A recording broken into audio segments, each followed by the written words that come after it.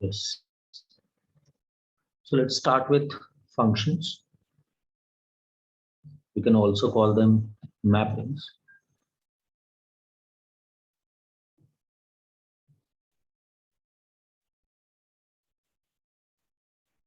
सबसे पहले तो हमने सेट्स पढ़े, सेट्स के बाद रिलेशंस पढ़ा, सॉरी सेट्स के बाद कार्टेशियन प्रोडक्ट पढ़ा, कार्टेशियन प्रोडक्ट के बाद रिलेशंस पढ़े। तो कार्टेशियन प्रोडक्ट और रिलेशंस में हमने देखा कि they were both related to sets only. वहाँ पे हम ऑर्डर्ड पेयर बनाते हैं, उसमें भी एलिमेंट्स चलते हैं, बस एलिमेंट सिंगल नहीं होते, ऑर्डर्ड पेयर की तरह एलिमेंट होते हैं रिलेशंस के भी, कार्टेशियन प्रोडक्ट के भी। Basically we are connecting two sets. Now there's another way to connect two set which is called functions, but functions अपने आप में सिर्फ यहीं तक limited नहीं है। this functions will not just only connect two sets but also two variables. but पहले बात कर लेते हैं जरा दो सेट्स को कैसे कनेक्ट करेगा फंक्शंस। अगर हमारा कोई सेट ए है, लिखने की जरूरत नहीं यार, you just need to understand this, समझा, you can answer some questions. Suppose set A है, सेट बी है। सेट ए के पास तीन एलिमेंट्स हैं 1 2 3। सेट 3 के पास तीन एलिमेंट्स हैं A B C. Cartesian product ने क्या बोला? कार्टेशियन प्रोडक्ट ने कहा कि आप सारे पॉसिबल ऑर्डर्ड पेयर्स बना दीजिए। And how would be doing that? Arrow diagram बना के, कि अगर आपने कोई भी ऑर्डर्ड पेयर बनाना है तो उसका एरो डायग्राम बना सकते हैं।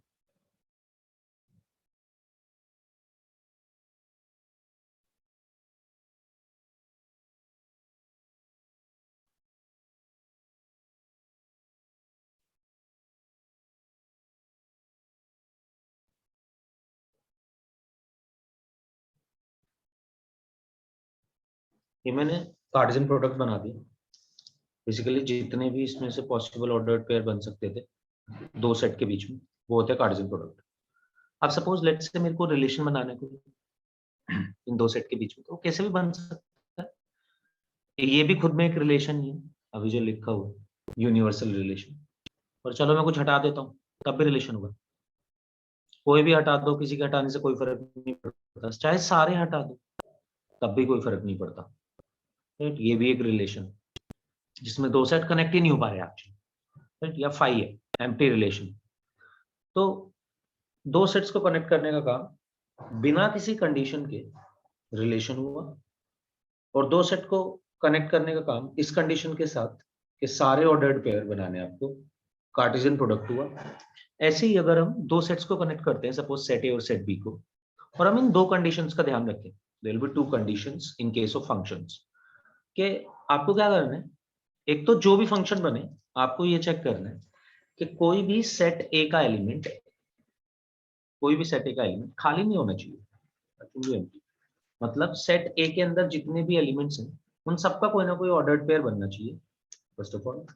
और हर इनपुट का, अभी मैं सेट ए को मैं इनपुट बोल रहा हूँ which is domain in case of relation, ये हमारा input and this is our output. So if we connect our input and output in such a way that every input has output and every input has only one and one input, one and only one, her input का एक ही output होना चाहिए, कोई भी input खाली नहीं होना चाहिए। इस कंडीशन के साथ अगर आप कोई भी रिलेशन बनाते हैं तो that relation can also be known as functions, function. For example मैं आपको कुछ बना के दिखाता हूँ। लेट्स से मैंने 1 को ए से कनेक्ट करा, मैंने 2 को बी से कनेक्ट करा, मैंने 3 को सी से कनेक्ट करा। तो मैं चेक करना चाहता हूँ ये फंक्शन है कि नहीं। फंक्शन के लिए सबसे पहली कंडीशन होनी चाहिए कि सेट ए के सारे एलिमेंट्स कनेक्टेड होने चाहिए, ऑलरेडी कनेक्टेड है। और सेट ए का हर एलिमेंट एक ही एलिमेंट से कनेक्ट होना चाहिए, एक ही आउटपुट होना चाहिए। इन दिस केस ये जो मेरे पास रिलेशन बन रहा है, ये दोनों कंडीशन फुलफिल कर रहा है। सारे के सारे इनपुट्स का आउटपुट्स भी है एंड सारे इनपुट्स का एक ही आउटपुट है, सिंगल आउटपुट है। 1 का ए है, 2 का बी है, 3 का सी है। सपोज कब नहीं होता है फंक्शन, इस केस में नहीं होता। देखो एक तो अभी जो आपके सामने लिखा हुआ है 1 पे ए इनपुट आ रहा है, 2 पे बी इनपुट आ रहा है, बट 3 का कोई आउटपुट ही नहीं है, तो इस केस में ही फंक्शन नहीं हो रहा होता। और इस केस में भी नहीं होता क्योंकि 2 के 2 आउटपुट्स आ गए। हर इनपुट का एक ही आउटपुट होना चाहिए, राइट? किसी भी एक भी इनपुट का 2 आउटपुट्स नहीं हो सकते, तो इस केस में भी नहीं होता फंक्शन। तो यू हैव टू आइडेंटिफाई, मैं आपको कुछ ऑप्शंस देता हूँ। यू हैव टू आइडेंटिफाई कि क्या वो फंक्शंस है या नहीं है। मैं बना रहा हूँ, तब तक आप अपना डाउट पूछ सकते हैं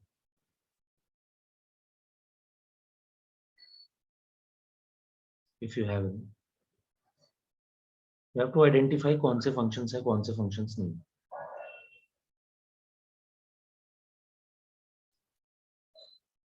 हाँ जी, क्या अभी ये फंक्शन है?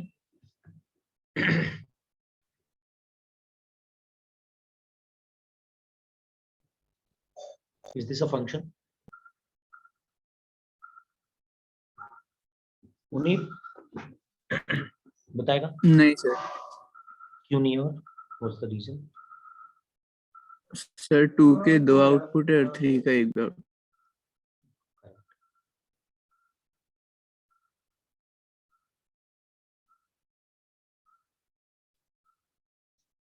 क्या ये अभी एक फंक्शन है Hamza?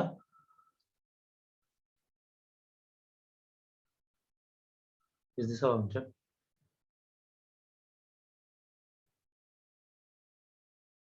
Yes sir.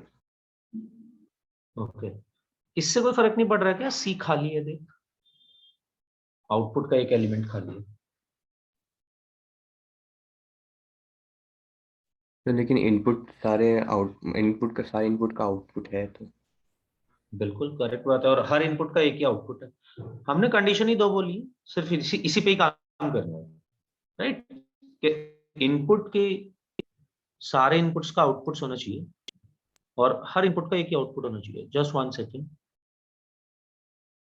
Okay, functions topic name ही डाला हुआ है तो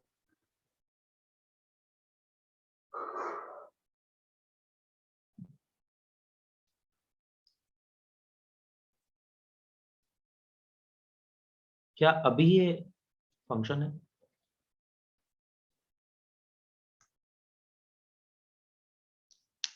नोहा बताएगी क्या फंक्शन? Yes sir. इससे फर्क नहीं पड़ रहा 2 और 3 का सेम आउटपुट है। सर लेकिन आउटपुट तो एक ही है। आउटपुट तो की, राइट? ये ना बहुत थोड़ा सा एक कंफ्यूजिंग वाला पार्ट होता है इसमें, कि आपको ये देखना होता है कि 2 इनपुट्स का एक आउटपुट आ रहा है। हमें इससे कोई प्रॉब्लम नहीं है। 2 क्या, all 3 inputs can have same output या all inputs can have same output, उससे प्रॉब्लम नहीं है। बट एक इनपुट के 2 आउटपुट नहीं आने चाहिए। ये जो दोनों कंडीशंस हमने लगाई है ना, I will also tell you its physical significance, ऐसा क्यों हो रहा है, ठीक है, थोड़ी देर बाद। चलिए लिखते हैं जरा, यही सब कुछ एग्जाम्पल्स हमें बनाने होंगे, पर उससे पहले थोड़ा सा लिख लेते हैं। Let A and B be 2 non-empty sets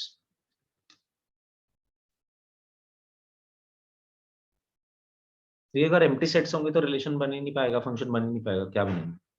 इसलिए नॉन एम्प्टी सेट होनी चाहिए, एलिमेंट्स तो होने चाहिए ना जिनको कनेक्ट करने जा रहे हैं। Then a function from set A to set B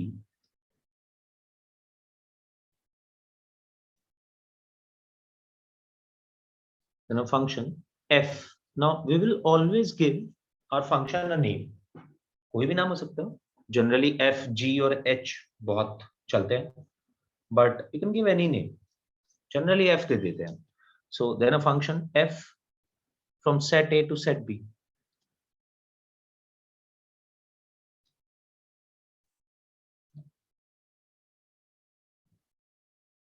is a rule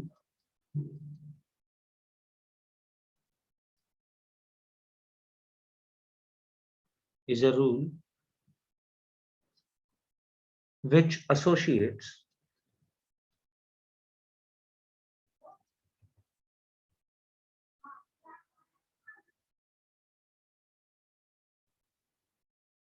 elements of set A to elements of set B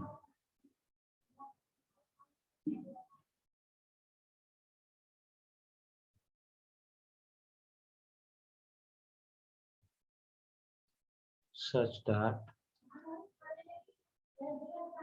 just 1 minute मैं लिख रहा हूँ आप लिखते रहो।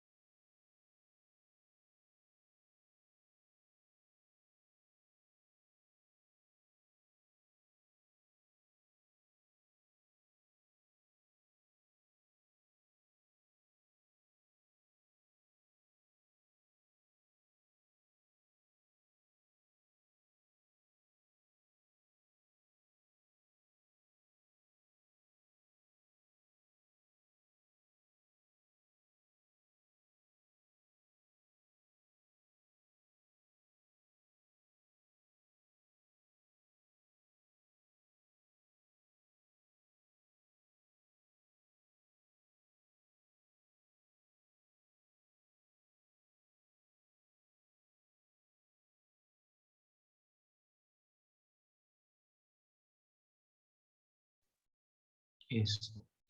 तो पहले तो हमने ये डेफिनेशन ही बताई like any A and B be two non empty sets. तो हमारा फंक्शन क्या कर रहा होगा, then function F from set A to set B is a rule which associates. ये एक ऐसा रूल होगा सेट ए को सेट बी से इस तरीके से एसोसिएट कर रहा है that elements of set A to set B will all the elements of set A are associated to elements of set B uniquely। सारे एलिमेंट्स होंगे सेट ए के जो कनेक्टेड होंगे सेट बी के एलिमेंट्स के साथ और एक ही तरीके से होंगे बस इन यूनिक वे।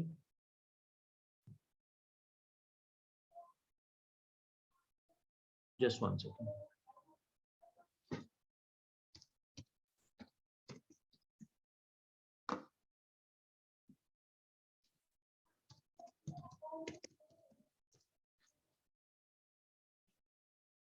ओके तो सारे के सारे elements of set A will be associated to elements of set B in unique way. पहले ये डेफिनेशन बताइए। अब यहाँ पे आपको कुछ टेक्निकल वर्ड्स बताए जा रहे हैं कि जो दूसरा एलिमेंट होगा सेट बी के जो एलिमेंट्स होंगे जिसे हम आउटपुट बोल रहे हैं that can also be called as image. इस आउटपुट के जो भी यहाँ पे y कनेक्ट हो रहा है तो a is an image of element 1, b is an image of element 2 and 3। इस तरीके से हम बोल सकते हैं। पहली बात तो आपको वही बताई जा रही है image of the element x and denote it by fx।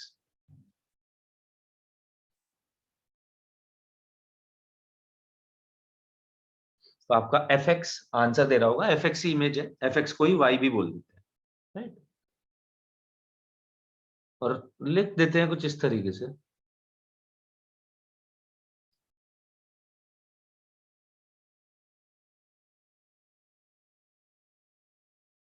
y is equals to fx। Also the element x is called preimage।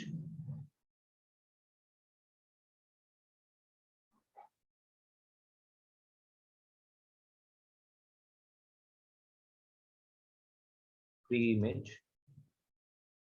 या फिर इसको इनवर्स इमेज भी बोल देते हैं। जैसे हमारे पास इनवर्स फंक्शन था, same inverse image of y। Generally दो तरीके से शो करा जाता है फंक्शंस को, या तो हम ऐसे लिख देते हैं f is a function such that it is defined from a to b, तो ऐसे लिख देंगे फंक्शन को। या फिर कुछ इस तरीके से लिख सकते हैं दैट a टू b और ऊपर लिख देते हैं f। दोनों ही फंक्शंस को दिखाने के तरीके हैं।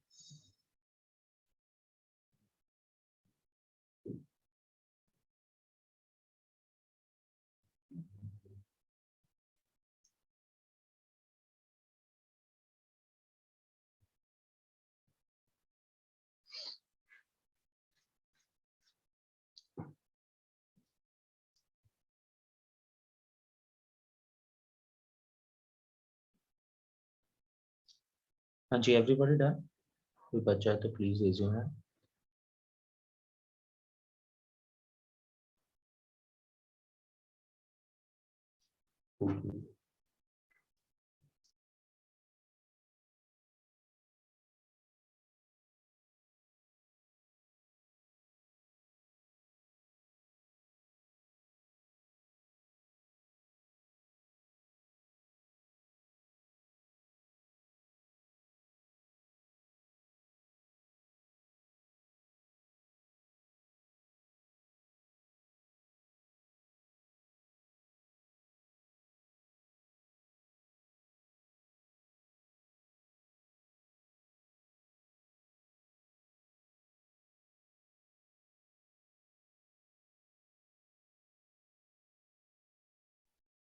ले तो एक छोटा सा एग्जांपल करते हैं।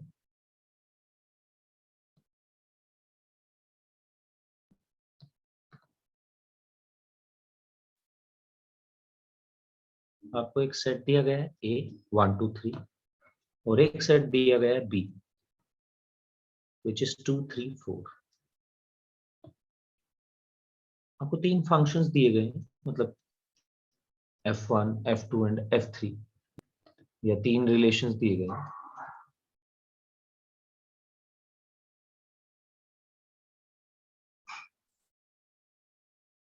एक्चुअली तीन रिलेशन से दिए गए, three subsets of A cross B.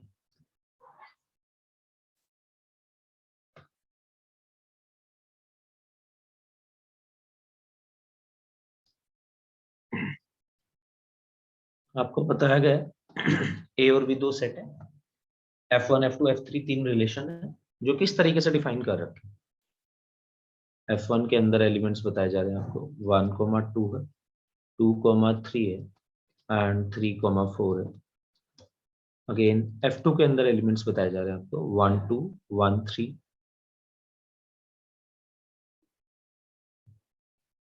then 2 3 and then 3 4। Again f3 के अंदर एलिमेंट्स बताए जा रहे हैं आपको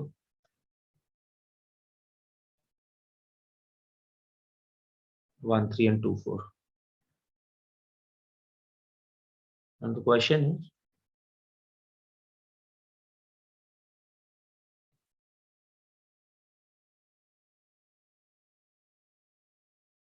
ये बताइए को सॉल्व करके।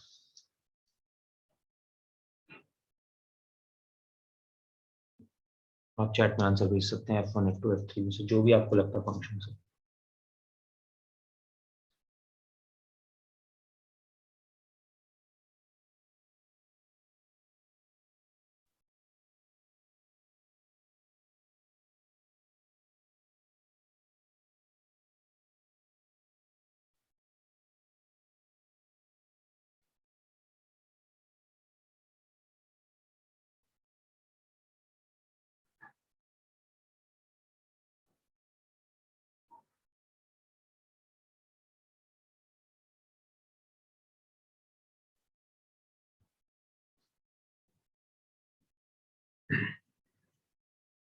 कुछ खास तरीके के रिलेशन ही फंक्शंस होंगे टू आइडेंटिफाई।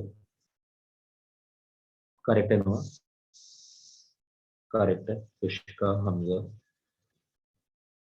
यस, तो बिल्कुल वही चीज थी जो भी हमने करी थी। बस उसमें आपको यही पहचानना था कि ऑर्डर्ड पेयर जो बन रहे हैं, ऑर्डर्ड पेयर बन रहे हैं तो किस तरीके से बन रहे हैं। तो हमें चाहिए था 1 2 3 ए सेट और बी था 2 3 4। तो हमें तीन ऑर्डर्ड पेयर एक्चुअली चाहिए थे। तो तीन से ज्यादा है अगर किसी में तो वो तो वैसे ही रिजेक्ट हो जा रहा है, या तीन से कम है तो, क्योंकि अगर तीन से कम है तो आपने तीनों एलिमेंट्स कवर नहीं करे, और अगर तीन से ज्यादा है तो आपने ज्यादा ऑर्डर्ड पेयर बना दिए। बनाने तीन ही थे, 1 का एक आउटपुट होगा, 2 का होगा एक, 3 का होगा, तीन ही आउटपुट होने थे। जब तीन आउटपुट दिए हुए हैं यहाँ पे, तो यहाँ पे ये भी देख लेते हैं अलग अलग ही है ना सब में। यहाँ पे 1 है, यहाँ पे 2 है, यहाँ पे 3 है, तीनों अलग है, कोई प्रॉब्लम नहीं, तीनों कवर भी हो गए। So clearly f1 is a function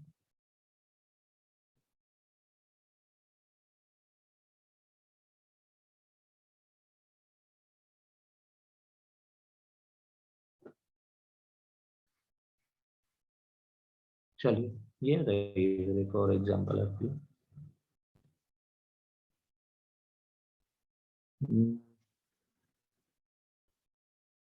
If x comma y belongs to 1, 2, 3, 4, then which of the following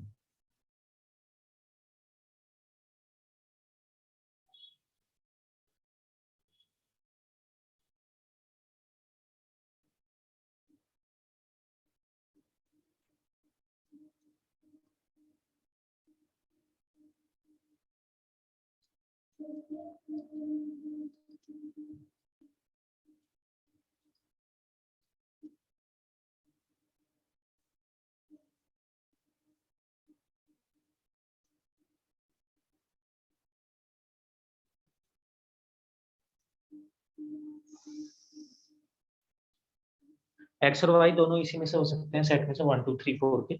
आपको कुछ रिलेशंस दिए गए, पहचान के बताना है कौन सा फंक्शन होगा। रिलेशन तो सब कुछ है, और फंक्शन के लिए हमें अपनी दो कंडीशंस पे देखना होगा।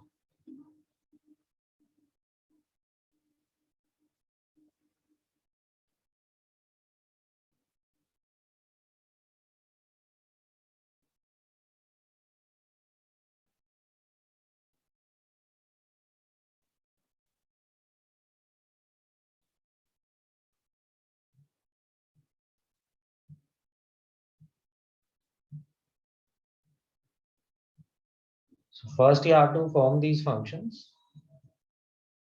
तो आप देखेंगे कि कौन कौन से आंसर्स आ रहे हैं, फिर you will be able to solve it।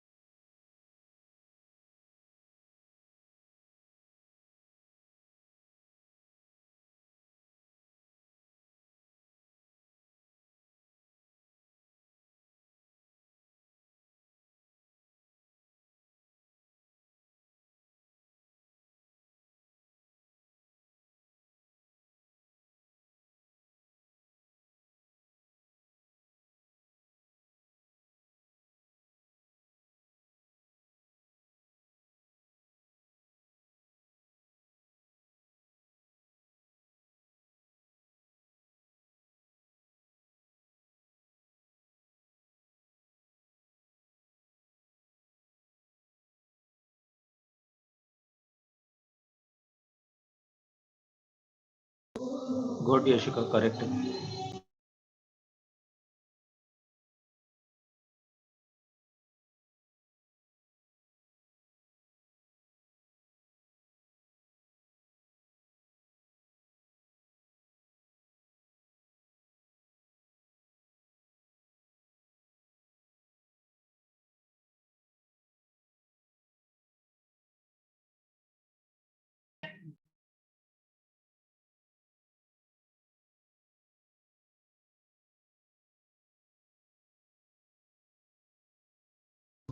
Sidra काफी लेट नहीं हो गए आज आने में?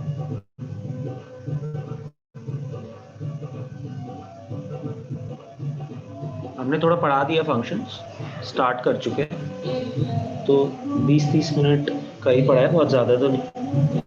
बेसिकली ये तेरे को सबसे पहले तो ना ये 4 रिलेशंस बनाने अभी राइट नाउ, ये काम कर, फिर मैं तेरे को फंक्शंस के बारे में बता दूंगा। तो यहाँ पे ये क्वेश्चन के अंदर ये दिया गया है x, y है हमारे पास, 1, 2, 3, 4 के अंदर से 4 एलिमेंट्स है।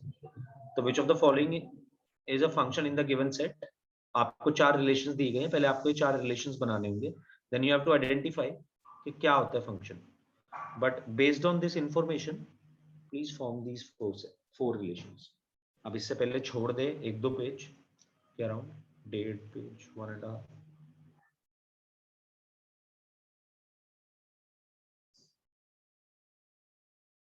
यहाँ से स्टार्ट कर सकते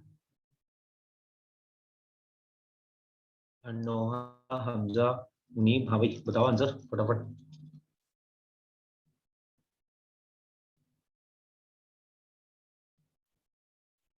तब तो बन चुके होंगे।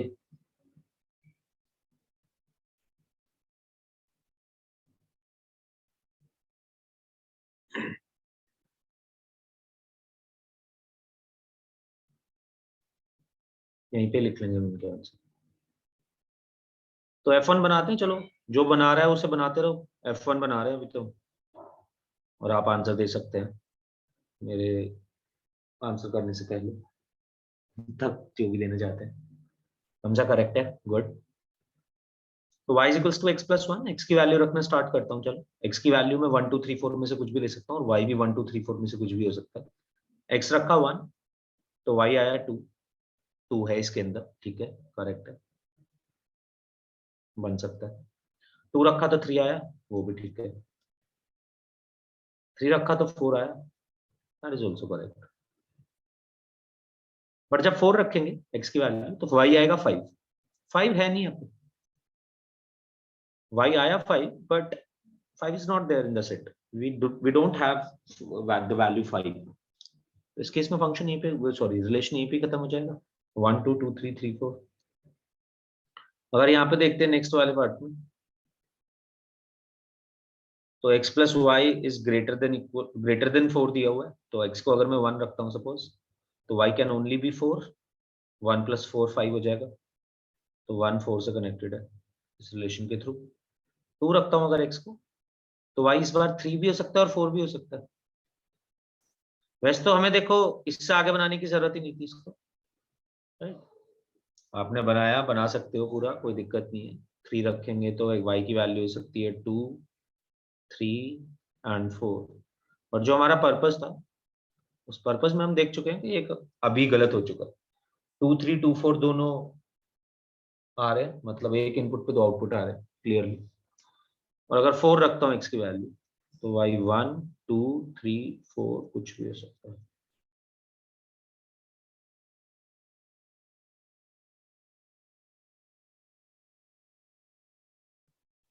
F3 की बात करूं तो y is less than x। Okay, x को 1 रखता हूं, कोई इमेज नहीं है। ये भी यहीं पे खत्म हो गया क्वेश्चन तो मेरे लिए। y की वैल्यू, x की वैल्यू मैंने 1 रखी तो y की कोई इमेज नहीं आ रही। 1 से छोटा कोई नंबर नहीं है यहाँ पे। x को 2 रखूंगा तो y 1 आ जाएगा। अब ठीक है, अब आता रहे, बट 1 पे तो कोई इमेज आ ही नहीं रही ना, इसका मतलब ये भी क्लियरली नहीं है फंक्शन। तो चलिए बना लेते हैं। x को रखेंगे 2 तो y हो सकता है 1। x को रखेंगे 3 तो y ले सकता है या तो 2 या तो 1। x को रखेंगे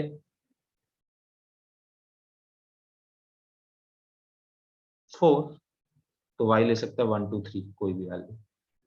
तो 4,1 4,2 4,3। लास्ट वाला देखते हैं, x plus y equals to 4। तो इसे बनाएंगे तो x को 1 रखता हूँ तो y मिलता है 4। 2 रखता हूँ तो 3, x को 3 रखता हूँ तो 2, x को 4 रखता हूँ तो y मिलता है 1। अब हमें देखना है इसमें से, इन रिलेशंस में से कौन फंक्शंस हो सकता है। तो सिद्रा आपको एक रिवीजन क्या करा है अभी तक हमने, कि हमें ना एक फंक्शन क्या होता है एक्चुअली, हमने लास्ट क्लास फंक्शंस और मैपिंग्स पे ही छोड़ी थी। फंक्शंस होता है रिलेशन में से ही कुछ स्पेशल टाइप के रिलेशंस को हम फंक्शंस बोल सकते हैं, राइट? क्या स्पेशल है उसमें? ऐसा बस 2 कंडीशंस फॉलो कर रहा हो हमारा रिलेशन। एक कंडीशन ये कि जो भी इनपुट है, इनपुट इज बेसिकली पहला एलिमेंट है, ऑर्डर्ड पेयर का पहला एलिमेंट, डोमेन। हर डोमेन पे रेंज आना चाहिए, मतलब हर इनपुट का आउटपुट होना चाहिए। जितने भी आपके पास अवेलेबल इनपुट्स हैं, जैसे हमारे पास यहाँ पे 1 2 3 4 4 अवेलेबल इनपुट्स थे, हर किसी का ऑर्डर्ड पेयर x, y बन रहा है, जहाँ पे x होगा इनपुट, y होगा आउटपुट। x, y 1 2 3 4 में से कुछ भी वैल्यू ले सकते हैं।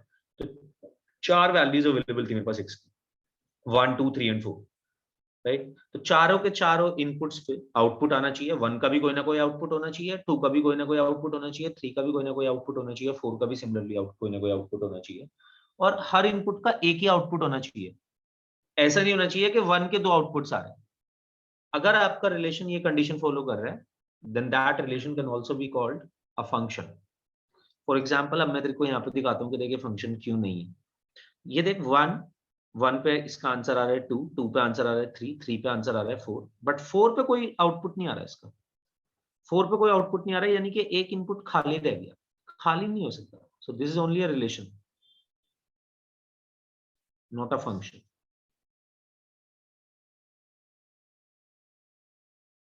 यहाँ पे मैं देखता हूँ सेकंड वाले में, बी ऑप्शन में 1 4 2 3 2 4 2 3 2 4, एक ही इनपुट पे 2 आउटपुट आ रहे हैं। 2 का आउटपुट 3 भी है, 2 का आउटपुट 4 भी है। ये भी नहीं हो सकता possible. Again relation, not a function. एक बार भी अगर ये सिचुएशन, ये कंडीशन वायलेट हुई, तो उसके बाद हम नहीं कर पाएंगे, आगे बढ़ पाएंगे।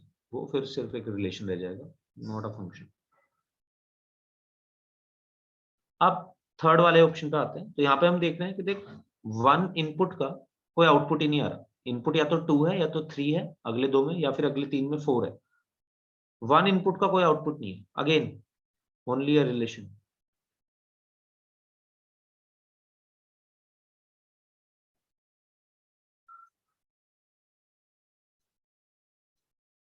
बट अगर लास्ट वाले में देखते हैं, तो हर इनपुट का आउटपुट आ रहा है, और एक इनपुट का एक ही आउटपुट आ रहा है। देखो 1 का भी आउटपुट आ रहा है 4, 2 का 3, 3 का 2, 4 का 1।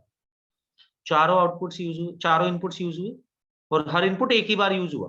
अगर एक बार भी इनपुट रिपीट हो जाता है आपका, तो प्रॉब्लम है। आउटपुट चाहे जितनी बार रिपीट हो जाए, इनपुट रिपीट नहीं होना चाहिए और हर इनपुट आना चाहिए। क्लियरली ये हमारा F4 यहाँ पे फंक्शन था, और 3 सिर्फ रिलेशन थे। तो हमें एक बात तो ये पता चलती है किस तरीके से पहचानना है इसको, और दूसरे साथ साथ ये भी पता चलता है कि देखो हर रिलेशन फंक्शन नहीं हो सकता, बट हर फंक्शन रिलेशन जरूर है।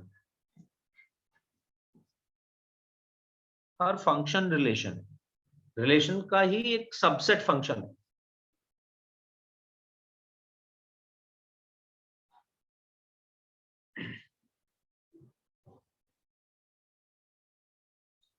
हाँ जी, एवरीबॉडी डन यहाँ तक? कोई बच्चा है तो बता दो।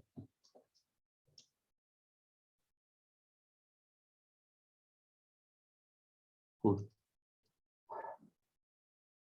चलिए जी, कुछ पॉइंट्स लिख लेते हैं, हैशटैग लगा लो। And this is a first point, every function is a relation. Every function is a relation, but every relation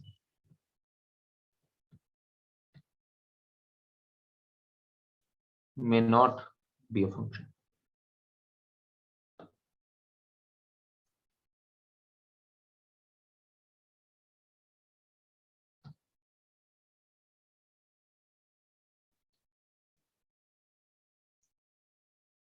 second point ये भी पता चलता है साथ साथ कि ऐसा हो सकता है कि कुछ एलिमेंट्स बी के रह गए हो खाली, मतलब बी के एलिमेंट्स रिपीट हो गए हो। मान लो आपके पास ए में 4 एलिमेंट्स थे, बी के अंदर 3 एलिमेंट्स थे, राइट, और उन 4 के 4 का आंसर कोई 2 एलिमेंट ही आए, बस तीसरा वाला एलिमेंट खाली रह जाए। दिस इज पॉसिबल, कोई प्रॉब्लम नहीं। सेट ए का कोई एलिमेंट खाली नहीं होना चाहिए, सेट ए के एलिमेंट के 2 आउटपुट्स नहीं होने चाहिए, 2 सेट बी के एलिमेंट से कनेक्टेड नहीं होना चाहिए। So second point is there may exist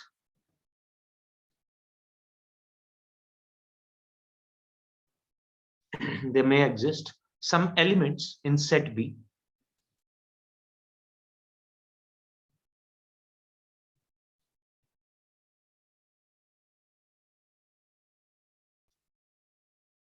which are not images of, which are not images of any element in set A.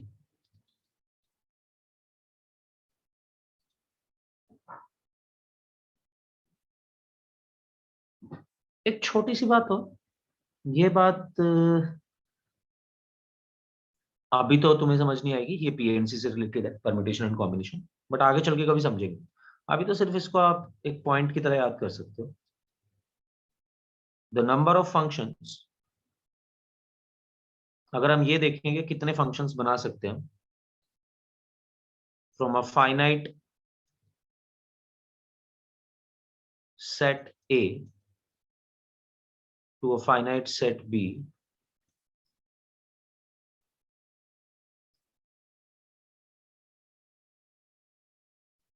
is equals to number of elements in B to the power number of elements in A.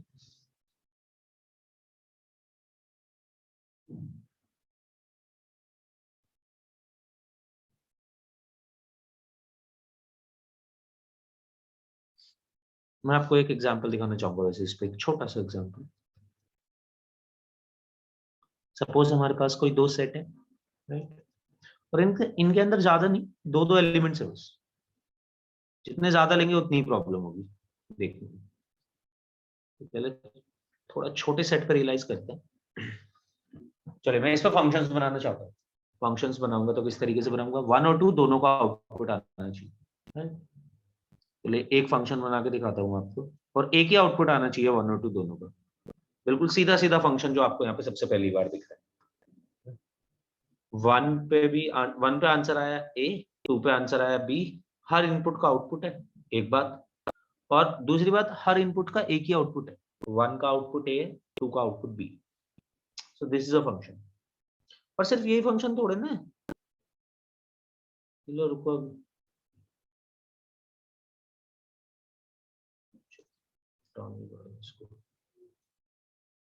ये भी तो एक function है। अभी गिनते रहना कितने हुए और क्यों बन रहे हैं, ये भी दिखाता जाऊंगा मैं आपके साथ साथ। ये पहला एक फंक्शन था, 1 से ए पे गया, 2 से बी पे गया। अभी मैंने 1 से तो ए पे ही गया, 1 का तो आउटपुट ए ही है अभी भी, बट मैंने 2 का आउटपुट चेंज कर दिया, ए कर दिया। मेरे पास 2 के आउटपुट के लिए दो चॉइस थी, ए या बी, राइट। पहले वाले में मैंने 2 को बी दिया, दूसरे वाले में मैंने 2 को ए दिया। 1 के साथ अभी भी कुछ नहीं करा, 1 को ए पे ही रखा हुआ है। सिमिलरली देखो, दो और चॉइस दिखाता हूं आपको। अब मैंने 1 के आउटपुट के साथ प्ले करा, तो 1 का आउटपुट बी कर दिया, 2 का आउटपुट ए कर दिया।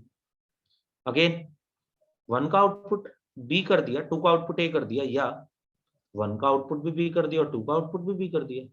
फिर से 4, देखो 2 ये, 2 पिछले वाले, टोटल 4 फंक्शंस बने। ये ऐसा हो क्यों रहा है? हो इसलिए रहा है क्योंकि इसके पास कितने आउटपुट्स की चॉइसेस है, या तो इस पे आउटपुट आ सकता है ए, या तो इस पे आउटपुट आ सकता है 2। तो इसके पास टोटल 2 चॉइसेस है आउटपुट्स की। और 2 के पास कितनी चॉइसेस है आउटपुट्स की? सेम 2। 2 पे आउटपुट ए भी आ सकता है, 2 पे आउटपुट बी भी आ सकता है। तो बेसिकली ए के हर एलिमेंट पे number of elements in set B choices है to select his output, to select its output. 1 के पास भी, सेट ए के पास जितने भी एलिमेंट्स होंगे, सबके पास जितने भी सेट बी में एलिमेंट्स हैं, n नंबर ऑफ एलिमेंट्स हैं, तो n चॉइसेस हैं हर एलिमेंट के पास सेट ए के। इसीलिए number of elements of b to the power number of elements in A बना है। Actually number of elements in b to the power number of elements in A होगा क्या? Number of elements in b into number of elements in b into number of elements in b। कितनी बार? Number of elements in a times, तभी तो ये बना होगा। जो लिखा हुआ है, अगर आप इसको समझो तो ये ऐसे ही तो लिखा हुआ है कि number of elements in B multiply हो रहा है खुद से ही कितनी बार? जितने number of elements in A है उतने टाइम्स। एग्जैक्टली सेम पीएनसी कहता है कि अगर आपको पता है कि इनके पास इतनी इतनी चॉइसेस हैं, तो उनकी सारी चॉइसेस को आप बस मल्टीप्लाई करते चले जाओ। तो सेट ए के हर एलिमेंट्स के पास number of elements in B choices हैं, यानी कि इस केस में जैसे जो मैंने आपको एग्जांपल दिखाया, सबके पास दो दो चॉइसेस थी क्योंकि बी के पास 2 ही एलिमेंट्स थे। तो मैंने 2 को उतनी बार मल्टीप्लाई कर दिया जितने नंबर ऑफ एलिमेंट्स हैं सेट ए के अंदर। वो भी 2 ही थे इस बार, तो 2 स्क्वायर बन गया। तो ये मैंने छोटा सा अटेम्प्ट करा बस आपको ये समझाने का पीएनसी में। ऐसा हो क्यों रहा है, मल्टीप्लाई क्यों हुए? वो हम एग्जैक्टली पीएनसी में समझेंगे। मतलब ये प्रिंसिपल है, पीएनसी में आपको समझाया जाता है। एक और एग्जांपल से भी मैं आपको इसको समझाऊंगा जब हम वहां पे बात कर रहे होंगे ऐसा क्यों हो रहा है, मल्टीप्लिकेशन और एडिशन के प्रिंसिपल होते हैं तो। बट हाँ, ये बन कैसे रहा है अभी फॉर्मूला, मैं just wanted to explain that. 12th class में हम पढ़ेंगे इसके बारे में, हो सकता है हम वहाँ पे नंबर ऑफ फंक्शंस पढ़ते हैं, कितने कितने हो सकता है, पीएनसी थोड़ा लगना शुरू हो जाता है। ठीक है, तो आप इसे बोल सकते हैं टोटल फंक्शंस, एग्जांपल दे सकते हैं 2 स्क्वायर। इनफैक्ट एक और आउटपुट मैं आपको देना चाहूंगा ए में 3, उस पर भी 2 होगा, इसे 2 क्यूब लिखें 8, बस भी 2 चॉइस होंगी।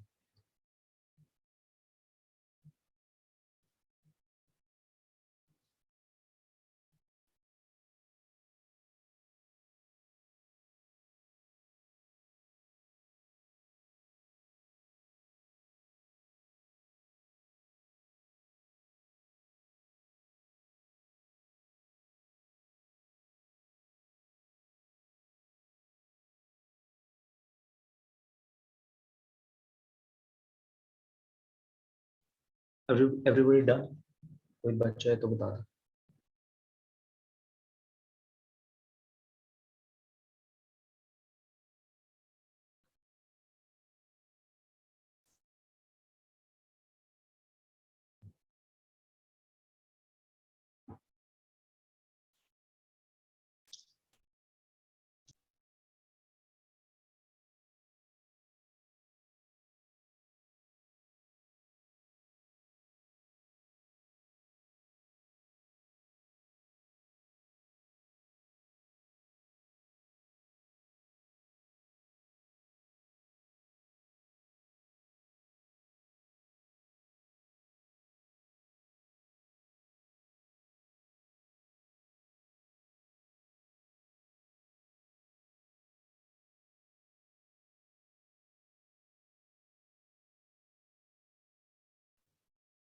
जी अब बात करते हैं थोड़ी और क्या क्या करता है फंक्शंस। ये तो फंक्शन जो अभी आपने पढ़ा है तो सेट्स वाला फंक्शन था प्रॉपर, या आपको सिर्फ 2 सेट्स कनेक्ट करके दिखाए देंगे। But in the starting I also mention कि आपका फंक्शन का काम सिर्फ यही नहीं है कि 2 सेट को कनेक्ट करे। फंक्शन का काम एक और, there is another important aspect of functions, कि ये ना 2 वेरिएबल्स को भी कनेक्ट करता है। बेसिकली फंक्शंस को थोड़ा हमने स्प्रेड कर दिया कि फंक्शंस कर क्या रहे हैं, 2 सेट को कनेक्ट करे या 2 वेरिएबल्स को कनेक्ट करे, एक ही बात है। सेट के एलिमेंट को भी हम वेरिएबल्स की तरह ही दिखाते हैं, एक्स लिख देते हैं बहुत बार या वाई लिख देते हैं, तो हम यहाँ पे एक्स और वाई को भी कनेक्ट करेंगे फंक्शंस में, राइट। और अब जब हम 2 वेरिएबल्स की बात करेंगे तो हमारे पास एक्सप्रेशंस आएंगे। सो इन फंक्शंस बेसिकली आप सीख क्या रहे हो, आप डिफरेंट डिफरेंट एक्सप्रेशंस देखोगे, कैसे कैसे एक्सप्रेशंस मैथ्स में हमें देखने को मिलेंगे, उन एक्सप्रेशंस को हम क्या बोलते हैं, उनकी क्या प्रॉपर्टीज है, how will they behave, okay, in general. उसके लिए हमें सबसे पहली बात ये समझनी पड़ेगी कि हमारे पास 2 तरीके के फंक्शन होते हैं। जो y is equals to f x अभी हमने लिखा था ना, जहां पे आपको मैंने बोला था कि इमेज बोली जाती है, ये इमेज बोली जाती है, इसी तरीके से फंक्शन गिवन होगा y is equals to f x. मतलब एफ एक्स का मतलब हुआ x के टर्म्स में कुछ फंक्शन होगा। जैसे कि एक छोटा सा एग्जांपल देता हूँ आपको, एक्स स्क्वायर,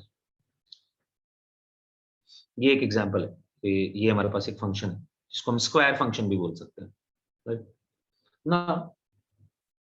2 तरीके के फंक्शन होते हैं, एक रियल फंक्शन, और एक्चुअली होते नहीं, ये बस मैंने तुम्हारी कन्वीनियंस के लिए नाम दिए हुए हैं।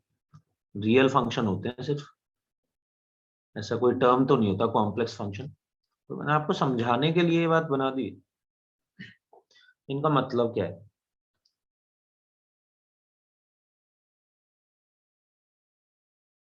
चलो मैं ना इसे थोड़ा सा चेंज कर दे रहा हूँ, मैं इसको रूट एक्स लेता हूँ।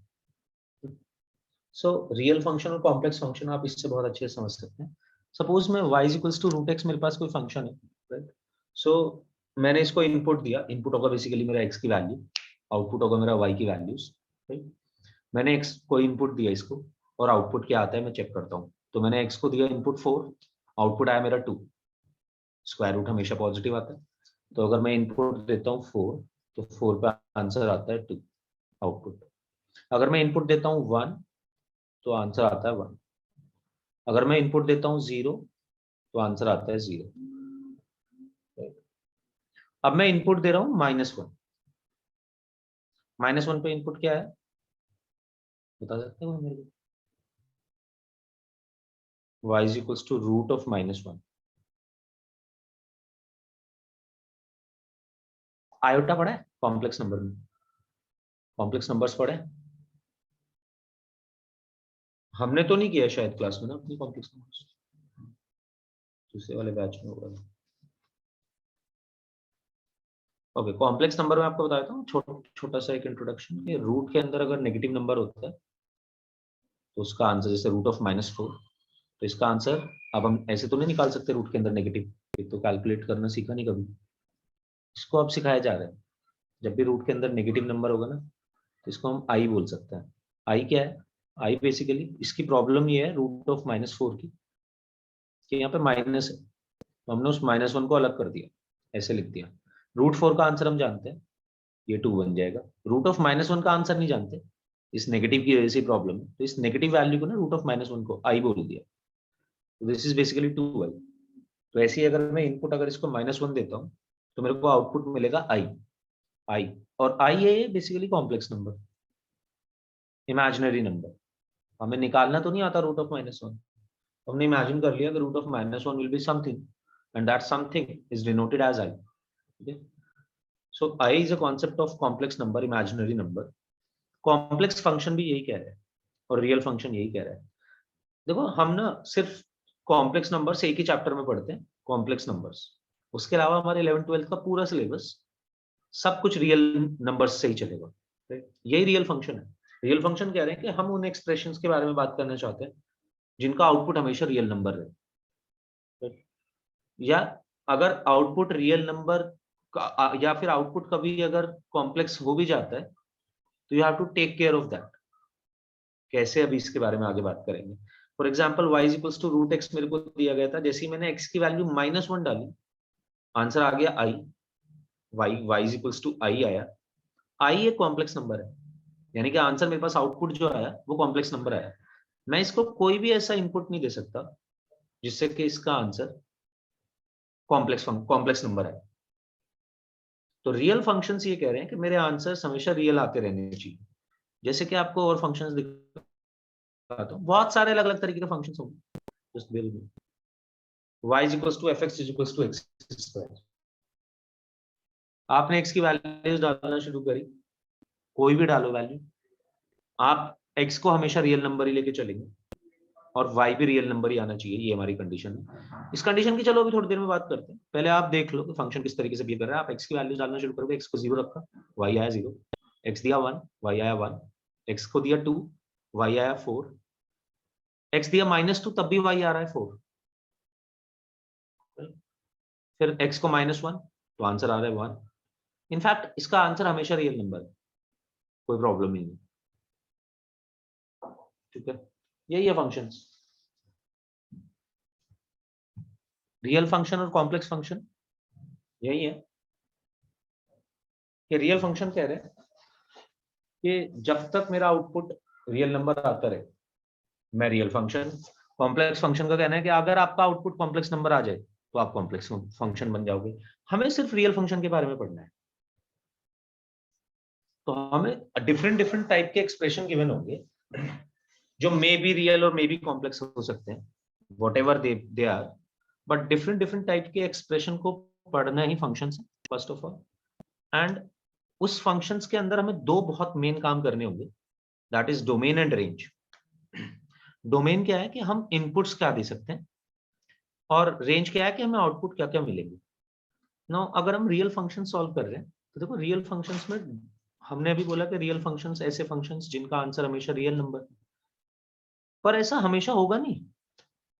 For example y equals to fx equals to x square, y ये हमें फंक्शन दिया गया, एक्सप्रेशन दिया गया x स्क्वायर। आप y और fx में से कोई एक भी यूज कर सकते हैं, चलते दोनों सेम ही बात है।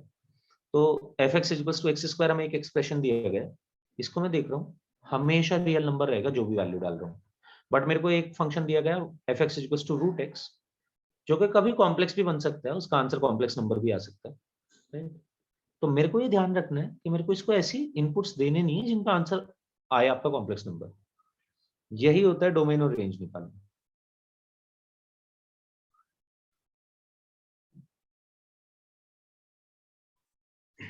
ये जो आपको बातें बताई गई, तो अब आपको लिखने की इसमें बहुत ज्यादा कुछ जरूरत नहीं है, बस आप इतना सा ये फेस डायग्राम बना सकते हैं। Functions, real functions, complex functions, और रियल फंक्शंस में हमारे लिए दो मेन चीजें होंगी, डोमेन एंड रेंज। और उससे पहले आप ये एक सेंटेंस लिख लीजिए जो कि आपको आइडिया देगा जितनी भी बातें मैंने अभी तक बताई। इन कैलकुलस, क्योंकि कैलकुलस में हम मोस्टली फंक्शंस के बारे में बात कर रहे होते हैं, जो कि आप सारे यहाँ पे पढ़ोगे, उनके बारे में आप यहाँ पे समझोगे, और उनको यूज फिर कैसे करना है कैलकुलस में वो आप आगे समझेंगे। In calculus generally functions are defined as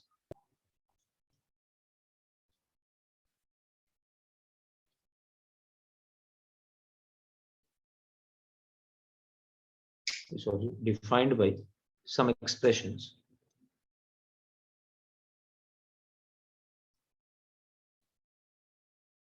actually different expressions.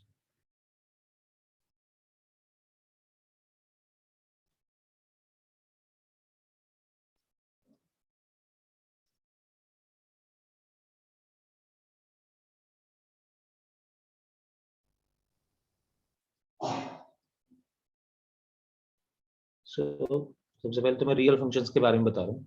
The real functions, syllabus of JEE, आपको जेई में सब कुछ रियल फंक्शंस के बारे में ही पढ़ाया जाएगा। आपका कॉम्प्लेक्स फंक्शन जो होंगे स्टार्ट, वो होंगे आपके अंडर ग्रेजुएट के सिलेबस से। So the real functions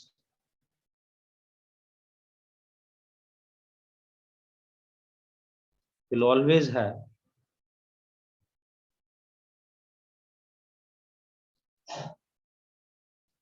real numbers as outputs.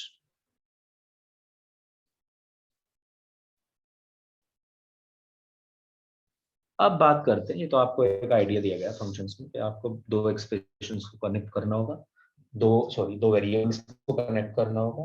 एक वेरिएबल होगा इनपुट जो कि जनरली होगा x, एक वेरिएबल होगा आउटपुट जो कि जनरली होगा y या फिर fx भी बोल सकते हैं आप उसको, fx y भी बोल दो, दोनों आउटपुट्स ही रिप्रेजेंट कर रहे हैं हमारा क्या डोमेन रेंज, वो सब देखते हैं। सबसे पहली चीज तो सीखते हैं आप डोमेन निकालना। पहली बात तो डोमेन है क्या? डोमेन इनपुट ही है। जस्ट गिव मी 2 मिनट्स, यहां तक लिखो सभी लोग।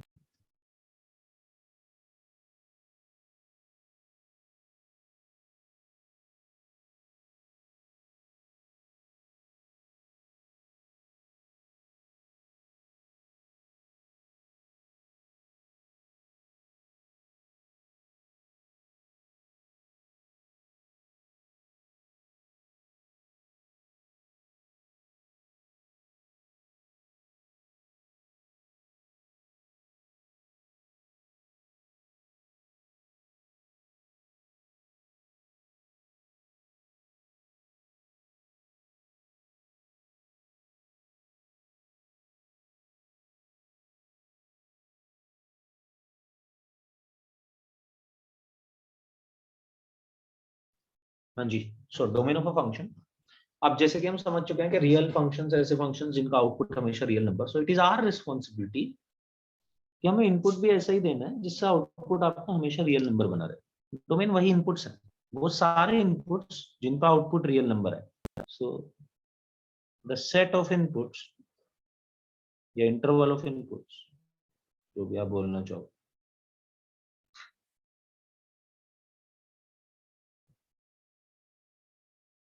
by putting which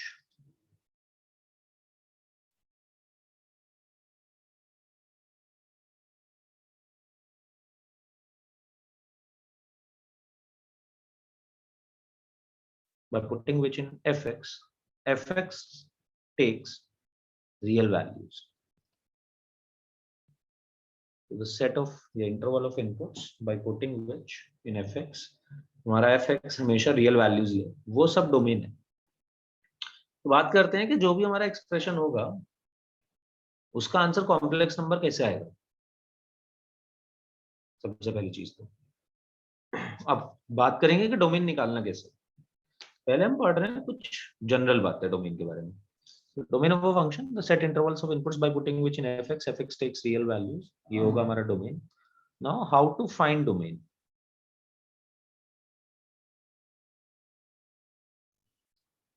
तुम नोट करो यहाँ तक जरा, एक सेकंड मेरे को चेक करने दो. I guess may be I have दो स्लाइड्स.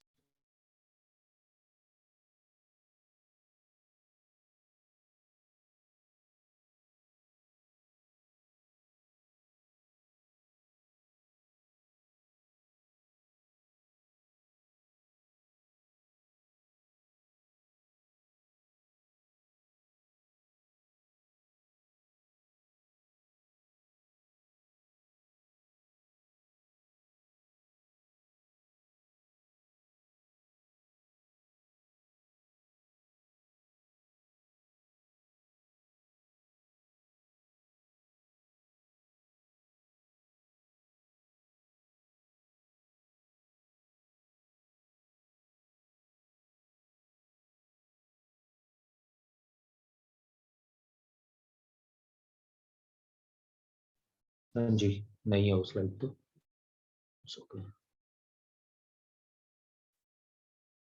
हाँ जी, इसे हटा सकते हैं अगर चाहे तो प्लीज बता दो मेरे को.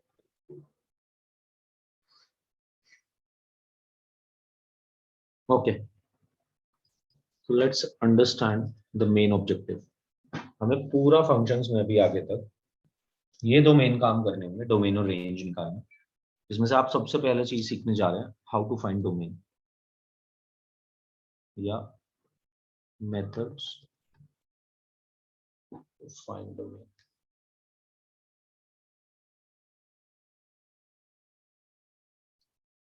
सबसे पहले तो यूनिवर्सल मेथड की बात करते हैं. ये दो तो होंगे यूनिवर्सल मेथड, आप इसे शॉर्ट में ऐसे लिख सकते हैं. तो हमेशा अप्लाइड होंगे, इनकी तो कोई बात ही नहीं है आगे तक भी. अभी हम बहुत मतलब बहुत चेंज देखेंगे डोमेन निकालने के तरीके में. क्या होगा, डोमेन सिर्फ इन्हीं दो कंडीशन से नहीं निकलेगा, बट ये दो कंडीशन जो अभी हम लिखने वाले हैं हमेशा वैलिड होगी. सबसे पहली चीज, डोमेन ये कह रहा है कि हमें इनपुट्स निकालने हैं. कौन से इनपुट्स निकालने हैं जिससे आउटपुट हमारा रियल नंबर है. ओके, हमने कहा तो आउटपुट रियल नंबर कब नहीं होगा. आउटपुट रियल नंबर दो केसेस में नहीं होगा. एक तो आउटपुट कॉम्प्लेक्स नंबर हो जाए या तो, या फिर इंफिनिटी और माइनस इंफिनिटी हो जाए, क्योंकि इंफिनिटी माइनस इंफिनिटी पे डिफाइंड तो नहीं है. और इंफिनिटी माइनस इंफिनिटी कब होगा, जब आपका होगा डिनोमिनेटर 0. तो ये दो कंडीशन यूनिवर्सल है. That expressions under even root. Even root क्या होता है, तो हम ये कह रहे हैं कि देखो सपोज आप रूट एक्स नहीं देख रहे हो, अभी आपने थोड़ी देर पहले रूट एक्स देखा, तो स्क्वायर रूट था इस पे, पावर इसकी 1/2 थी. इसको हम ऐसे भी लिख सकते हैं. तो अगर आप पावर 1/2 कैलकुलेट कर रहे हो, यानी कि स्क्वायर रूट निकाल रहे हो, रूट निकाल रहे हो किसी का, तो उसके अंदर नेगेटिव वैल्यू मत रखो, क्योंकि नेगेटिव वैल्यू रखते ही आंसर कॉम्प्लेक्स नंबर आएगा. तो expressions under even root. Even root का मतलब ये है कि हमारा जो भी पावर होगा फ्रैक्शन में, उस फ्रैक्शनल पावर का डिनोमिनेटर हमेशा इवन रहेगा.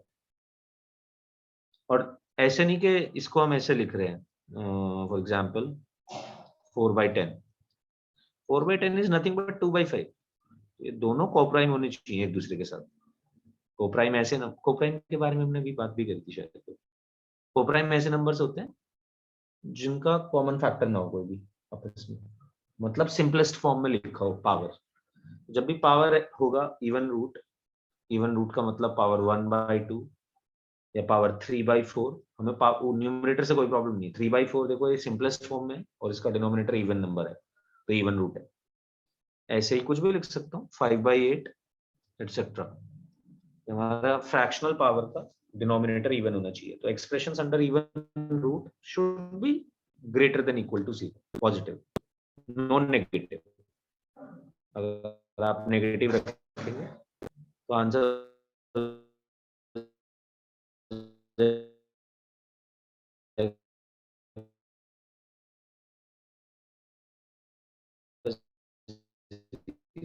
वो आंसर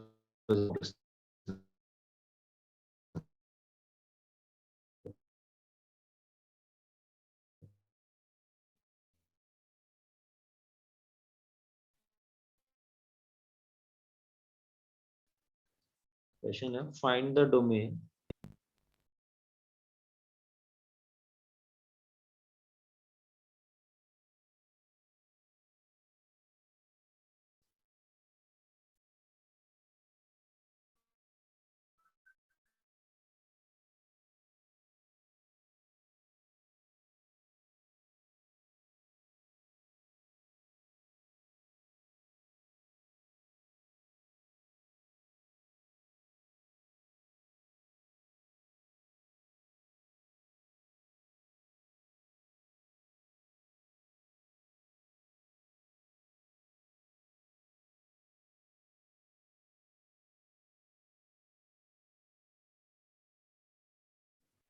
क्योंकि वो तो स्क्रीन तो हट चुकी थी। कोई बच्चा है तो प्लीज मेरे को बता दो टेक्स्ट करके, मैं बोल देता हूँ, आई डिक्टेट। और कुछ बच्चा है, आपने उसमें से मेथड्स टू फाइंड डोमेन में कुछ नहीं लिखा था। एक तो ये था एक्सप्रेशंस अंडर इवन रूट, और इवन रूट के अंदर मैंने आपको बताया था ब्रैकेट में 1/2 3/4 से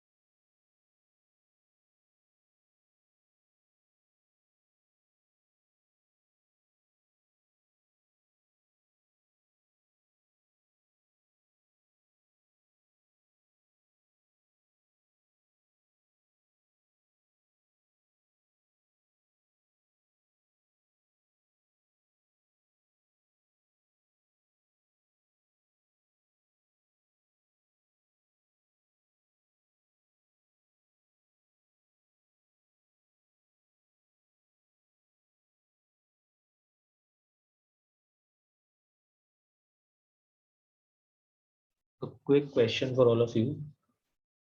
कल का शेड्यूल बता सकते हो मेरे को, कल किसकी कब क्लासेस है? Please text me fast.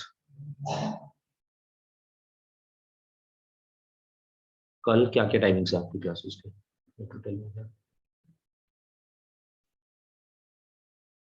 कल मैं सोच रहा हूँ एक एक्स्ट्रा क्लास अरेंज करने का एक्चुअली, तो मैं किस टाइम से अरेंज कर सकता हूँ, मैं ये जानना चाहता हूँ।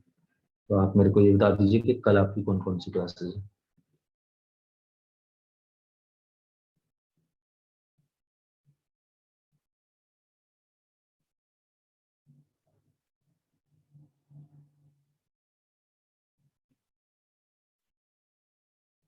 सिक्स टू 7:30 सब फ्री है क्या कल?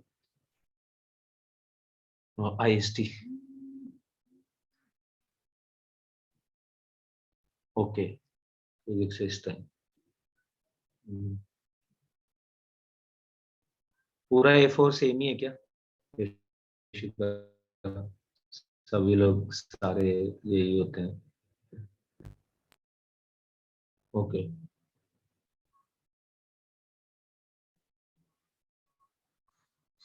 समझा 9 to 11 कौन सी क्लास होती है?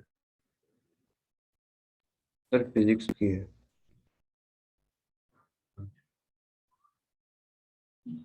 फिजिक्स में सारे लोग सेम ही होते हो ना तुम लोग?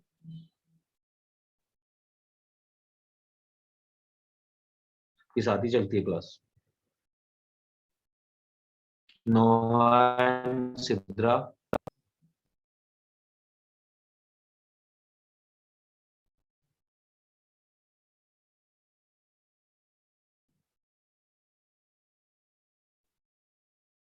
Am I audible? Noha, Sidra? Yes, sir. तुम्हें क्लासेस के टाइमिंग्स बताने हैं, कल तुम्हारी कौन सी क्लासेस है? Because okay, in that case बस यही क्लास है ना इसका 8:45 7:15 to 8:45. Yes, sir. In that case 5:45 to 7:15 में एक क्लास रखना चाहूंगा। हमजा तेरे लिए थोड़ा सा एक काम होगा पहले,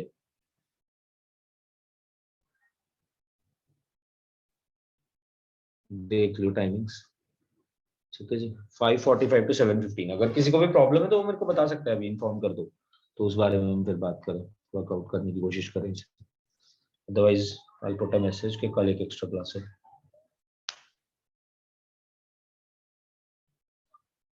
ओके, और एक और बात कि संडे का मेरे को टाइम बता सकते हैं, संडे की कोई क्लास है क्या किसी की? अगर नहीं है तो मैं एक टाइम देना चाहूंगा आपको, और आप मेरे को बताओ कि इसमें कंफर्टेबल है क्या, क्लास हो सकती है क्या?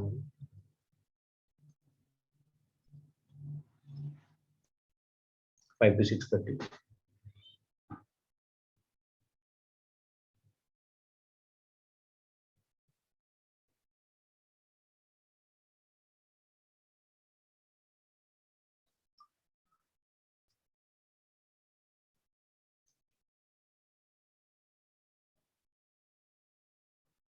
Cool. मिलते हैं नेक्स्ट क्लास, ये दोनों क्लासेस होंगी इसमें एक्स्ट्रा, वो आपकी फ्राइडे वाली जो नॉर्मल क्लास है। अच्छा no no no no no not this Sunday, sorry not this Sunday.